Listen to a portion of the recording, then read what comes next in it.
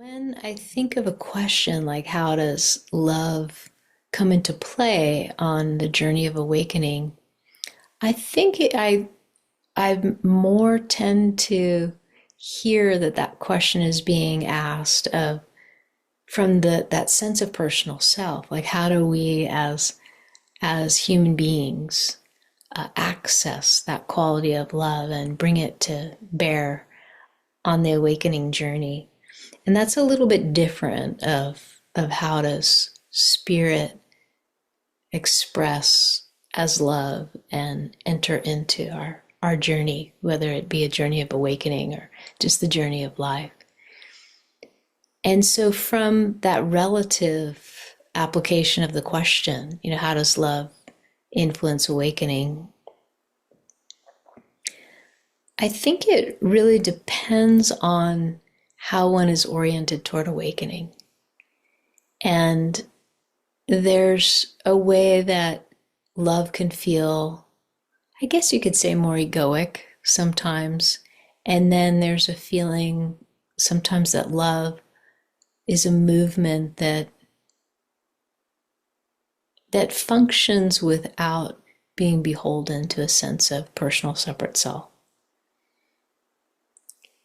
And so when we think of egoic wants, I think of some of Adya's definitions of ego as, movement of grasping and aversion, that also that ego is founded in a sense of essential lack or something being wrong, and that grasping and aversion is trying to fill that lack or push away anything that brings about a feeling of wrongness internally.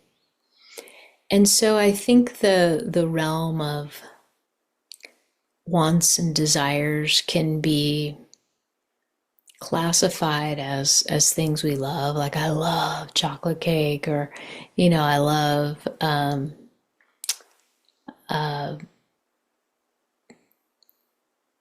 all the things that fill the senses. I love, acquiring beautiful things, or, there's all these ways that we associate love with these kind of heightened experiences. And sometimes that's very intertwined with the desires of ego that are grasping and pushing away, like vying for the best experience possible, shielding us from any difficult experiences and grasping for any positive ones. And when that happens, we may have this illusion that we're addressing any sense of lack or wrongness, but usually that feeling of addressing that is just temporary.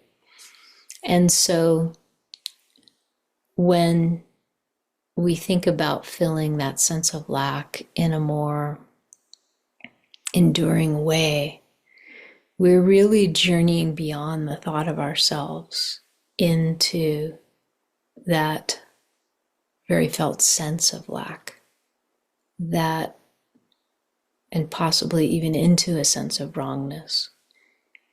And that's something that we're not always ready to do.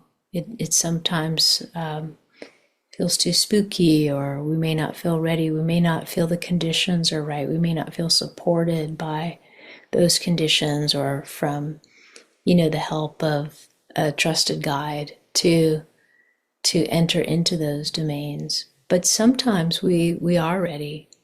And sometimes it's the very love within us that enables us to offer our attention, to give of our time, to give of ourselves, to invite our attention to drop into those empty spaces that the mind projects as empty, being like vacuous or something missing or wrong.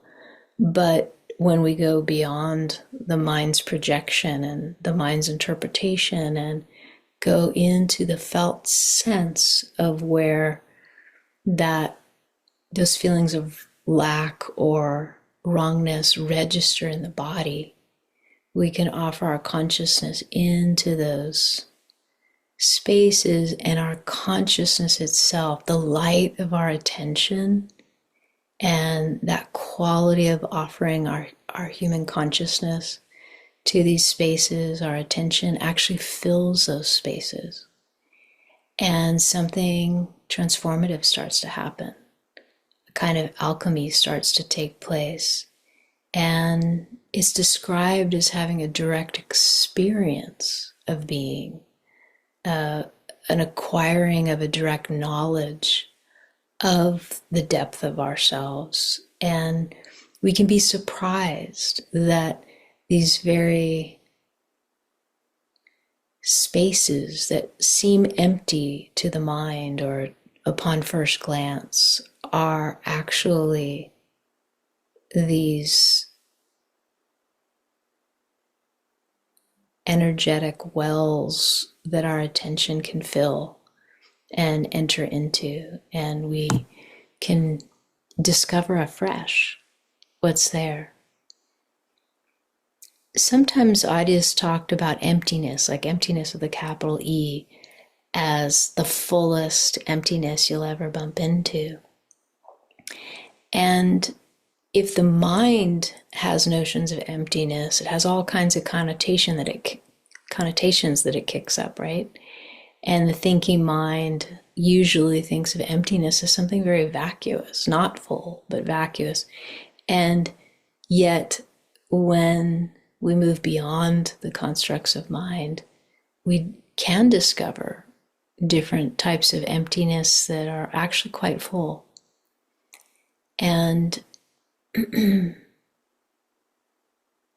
that can require an ability to kind of suspend our conclusions, and it can require a sense of heartful willingness to connect with ourselves, connect with our own energetics just as they are, just as they're presenting, with all the story and narrative peeled away, and just going into direct sensation. And when we offer our consciousness to direct sensation, it has a very transformative effect to sensation. It shifts what we feel, and that mixes with what we know as direct experience. Oh, this that I thought was empty, now I know it to be something different. And we know that because it feels completely different when we give our attention to it.